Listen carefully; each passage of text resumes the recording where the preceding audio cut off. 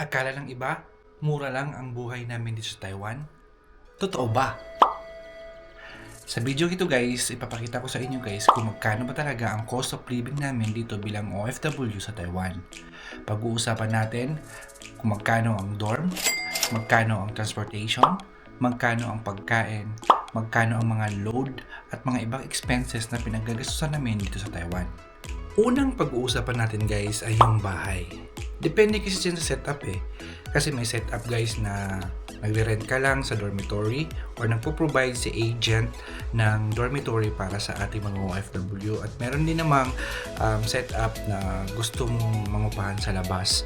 So sa case ko, ako ay nasa agent ko po guys. Kumbaga doon ako nagbabayad o kinakaltasan niya lang ako ng bayad sa aking dormitory, sa aking sahod. So, direct na yun guys. From the company, kinakaltasan na agad ako. Kinakaltas po sa akin every month ay umaabot ng 4,000 guys sa aming dormitory. So, kung ikaw naman ay nangungupahan, so depende yan sa setup eh. Kasi pag sa labas kasi, meron kasing upa na 3,000, merong 6,000, 7,000, pinakamahal na yun guys. Ayun, pag sa dormitory kasi, so nakaka-bed space ka lang. So, depende din yun sa setup kung ilan kayo. 6 ba kayo, 8 ba kayo, or ilan ba yung kasya doon sa inyong dormitory. So, yun ang setup guys dito sa Taiwan. Tapos, pangalawa na pag-uusapan natin ay yung mga pagkain naman na ginagawa or saan ba kami kumukuha ng pagkain, libre ba ito? So, syempre, hindi ito libre guys. So, ito din yung setup guys May setup din dyan sa pagkain na yan. Una, merong pinoprovide si company na pientang ang tawag dito guys, na kinakaltasan lang nila every sahod yung pentang na kinukuha natin or kinakain namin sa room or sa dormitory or sa company. Yun ang setup nila. Pero sa setup ko guys sa aking company, wala kaming kaltas na pentang, wala kaming kaltas na food kasi yung company namin ay nagpo-provide ng food sa tanghali. So ang ipo-provide mo lang ay yung pagkain mo sa umaga at gabi. So pag tanghali, buffet siya guys sa pang-umaga. Pero sa setup ko guys, ako ay pang-gabi, so wala. Thankful naman ako guys kasi yung company ko ay nagpo-provide ng lunch meal para sa lahat. So buffet yon. Eat all you can yun, buffet. So walang limit sa pagkain. Basta maubos mo, kain ka lang. So magkano nga ba ang nagagastos natin sa isang araw pag sa food? Depende yan. Merong once na every one kain 100 NT. Umaga 100 NT, tanghali 100 NT, gabi 100 NT. So abot ng 300 NT.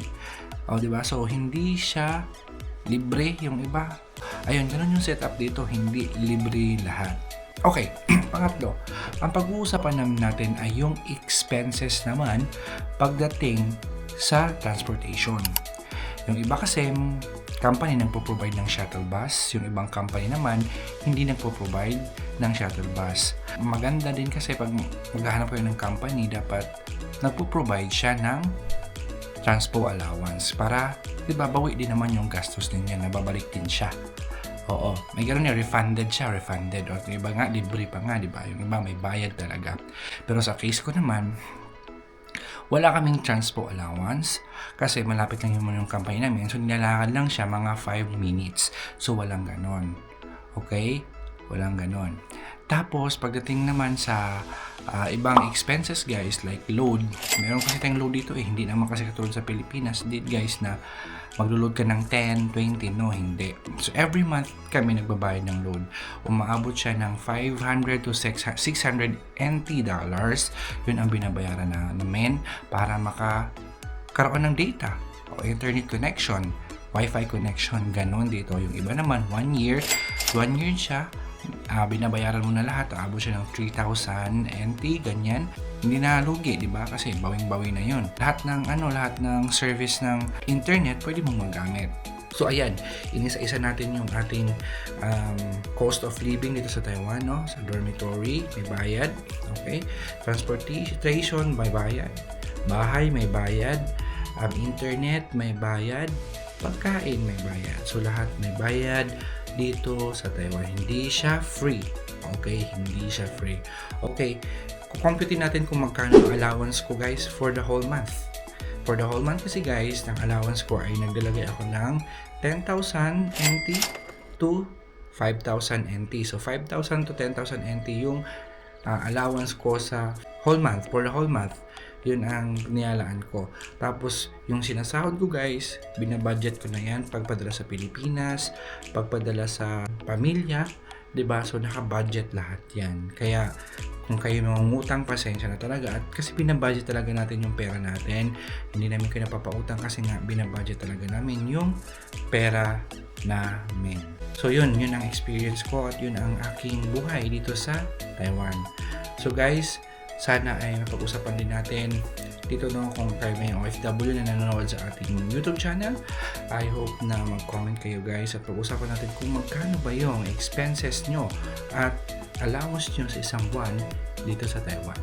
So yun na nga guys no, if kung nagustuhan nyo ang ating YouTube channel, please like and subscribe and mag-comment na rin kayo guys about sa mga cost of living niyo or magkano ang cost of living nyo dito sa Taiwan.